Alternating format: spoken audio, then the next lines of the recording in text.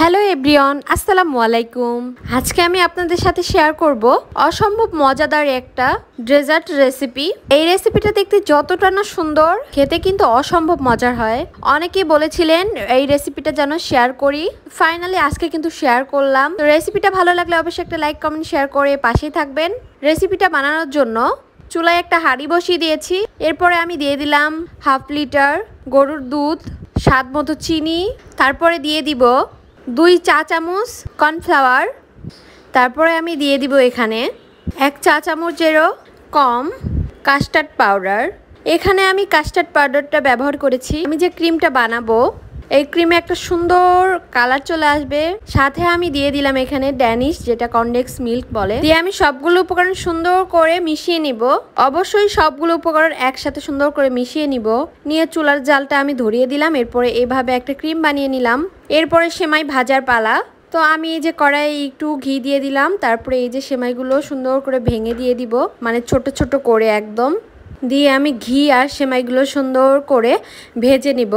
অবশ্যই চুলার জালটা একদম লো আঁচে থাকবে, না হলে কিন্তু সেমাই পুড়ে যাবে। এই সেমাইটা আমি রান্না করব সুন্দর করে লো আঁচে। প্রথমে আমি সুন্দর করে ভেজে নেব, তারপরে এখানে আমি অ্যাড করব প্যাকেটে যে দুধ পাওয়া যায়, মানে গুঁড়া দুধ। এখানে কিন্তু আপনারা প্রয়োজন মতোই দিবেন, যতটুকু আসলে সেমাই ব্যবহার করবেন সেভাবেই আসলে গুঁড়া দুধটাও ব্যবহার করবেন।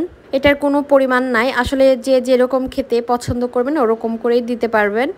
এখন আমি সবগুলো একটু মিশিয়ে নেব, মানে গুঁড়া দুধ আর সেমাইগুলো মিশিয়ে সুন্দর করে নিলাম। তারপরে কর্নডেন্স মিল্ক দিয়ে দিলাম।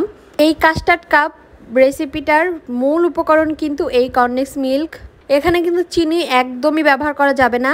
তো এই যে আমি দিয়ে এটা সুন্দর করে নেড়ে চেড়ে নেব। এ পর্যায়েও কিন্তু চুলার জাল একদম লো আঁচে থাকবে, না হলে কিন্তু নিচে পড়ে যেতে পারে। তো এইভাবে আমি কিছুক্ষণ নাড়াচাড়া করে যখন আঠালো একটা ভাব চলে আসবে তখন আমি চুলা থেকে নামিয়ে নিব। আর গরম গরম অবস্থায় থাকা পর্যন্তই কিন্তু আমি এই রেসিপিটা বানিয়ে নিব। যে কাপগুলো থাকে ওই কাপগুলো বানিয়ে নিব, না হলে ঠান্ডা হয়ে গেলে অনেকটা শক্ত হয়ে যাবে। এতে হবে কি, আপনারা সুন্দরভাবে কাপের শেপটা দিতে পারবেন না। আর গরম অবস্থায় থাকলে কিন্তু আপনারা সুন্দরভাবে কাপের শেপটা দিতে পারবেন। তো এই যে আমি সুন্দর করে সেমাইগুলো ভেজে নিচ্ছি। আমার এই রেসিপিটা ফলো করে কিন্তু অবশ্যই আপনারাও ট্রাই করবেন। আশা করি আপনাদেরও অনেক বেশি ভালো লাগবে। তো এই যে আমি চুলা থেকে নামিয়ে নিয়ে এরকম কাপের ভিতরে, সরি এগুলো হচ্ছে বাটি, মানে কেক বানানোর যে বাটিগুলো থাকে ছোট ছোট, এইভাবে পলিতে একটু ঘি ব্রাশ করে দিয়েছি। তারপরে এভাবে হাত দিয়ে সুন্দর করে কাপের একটা, মানে বাটির মতো শেপ দিয়ে নিচ্ছি। এই কাজটা গরম অবস্থায় হাত দিয়েও করা যায়। এই যে দেখতে পাচ্ছেন আমি সবগুলো এই বাটি কাপ যেটাই বলেন রেডি করে নিয়েছি।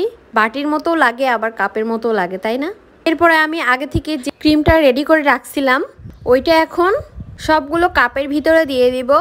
দেখতেই পাচ্ছেন এই কাপের ভিতরে ক্রিমগুলো দেওয়ার সাথে সাথে কাপের লুকগুলোই চেঞ্জ হয়ে গেছে, তাই না? দেখতে অসম্ভব সুন্দর লাগতেছে আর খেতেও কিন্তু ভীষণ মজার। তো আমি এই যে সবগুলো কাপের ভিতরেই দিয়ে দিলাম। আপনারাও কিন্তু বাসায় ট্রাই করবেন আর আমাকে কমেন্টসে জানাবেন আসলে আপনাদেরও কেমন হয়েছিল।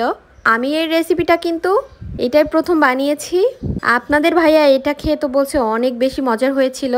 এই যে আমি আরও একটু সুন্দর দেখানোর জন্য উপর থেকে কিছু আপনারা চাইলে ড্রাই ফ্রুটসও দিতে পারেন।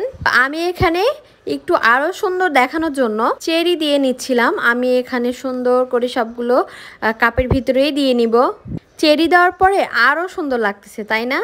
আসলে যে রেসিপি দেখতে সুন্দর সেটি কিন্তু খেতে অবশ্যই মজার হবে।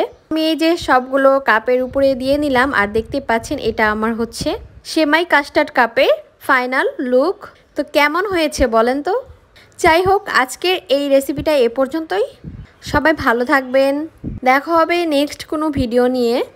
ততক্ষণ পর্যন্ত সবাই ভালো থাকবেন, সুস্থ থাকবেন। আল্লাহ হাফেজ।